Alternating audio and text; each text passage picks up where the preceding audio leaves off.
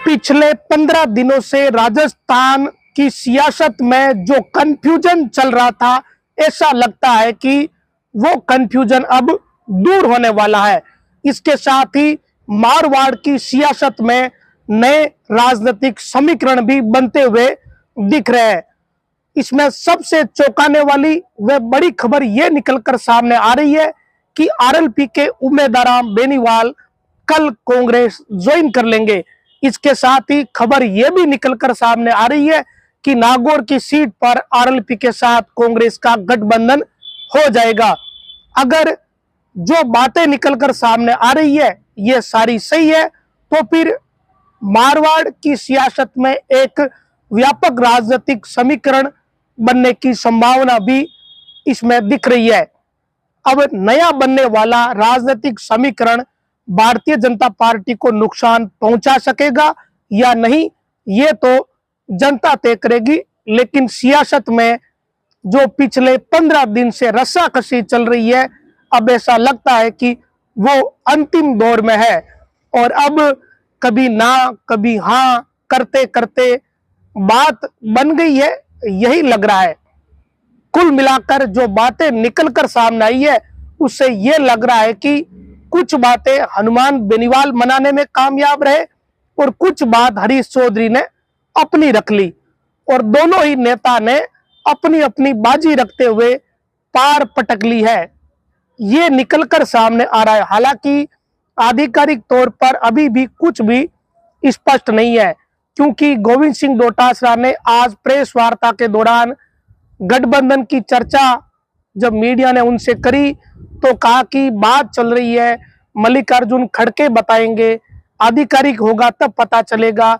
लेकिन सियासत में यह सब चलता रहता है, कोई अंदर से किसी के साथ मदद करता है, कोई कुछ करता है। ऐसी गोल गोल बातें जो डोटासरा ने करी उससे ये कंफ्यूजन बढ़ गया कि ये गठबंधन के पक्ष वाली बात कह रहे या खिलाफ वाली बात कह रहे हैं। इस तरह की बात डोटासरा ने उस सवाल के जवाब में कही।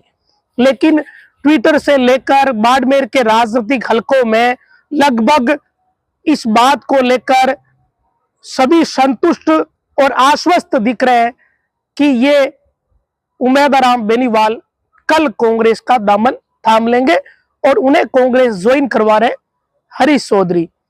इसके साथ ही उन्हें बाड़मेर जैसलमेर लोकसभा से कांग्रेस की टिकट देने की चर्चाएं भी चल रही है। ये बात रही बाड़मेर की। नागौर को लेकर भी ऐसी खबर आ रही है कि नागौर की सीट पर कांग्रेस का आरएलपी के साथ गठबंधन हो जाएगा। यहां भी बात बन चुकी है। यहां कांग्रेस बोतल की मदद करेगी और वहां बोतल हाथ की मदद करेगा। ये राजनीतिक समीकरण बनता हुआ दिख रहा है। एक तरफ तो ये सीधी सीधी बात जो दिखती हुई लग रही है, लेकिन दूसरी आशंका कुछ लोग ये भी जता रहे हैं जो राजनीति के जानकार है कि हरीश चौधरी ने उम्मीदवार बेनीवाल को कांग्रेस में शामिल करवाने के लिए मना लिया है और हनुमान बेनीवाल को वो राजनीतिक किनारे लगाने की एक तरीके से कोशिश कर रहे हैं। शायद नागौर की सीट पर गठबंधन नहीं होगा और यहां कांग्रेस ही चुनाव लड़ेगी। अगर ऐसा हुआ तो फिर मान के चलिए कि हरीश चौधरी इस पूरे गेम में भारी पड़े, लेकिन इसकी संभावना बहुत कम नजर आती है।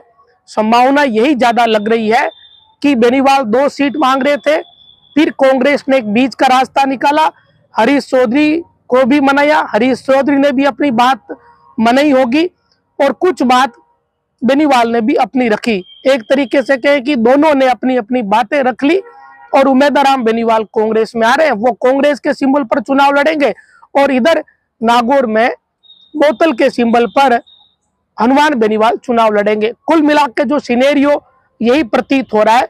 अब घूम फिर कर बात फिर वही है।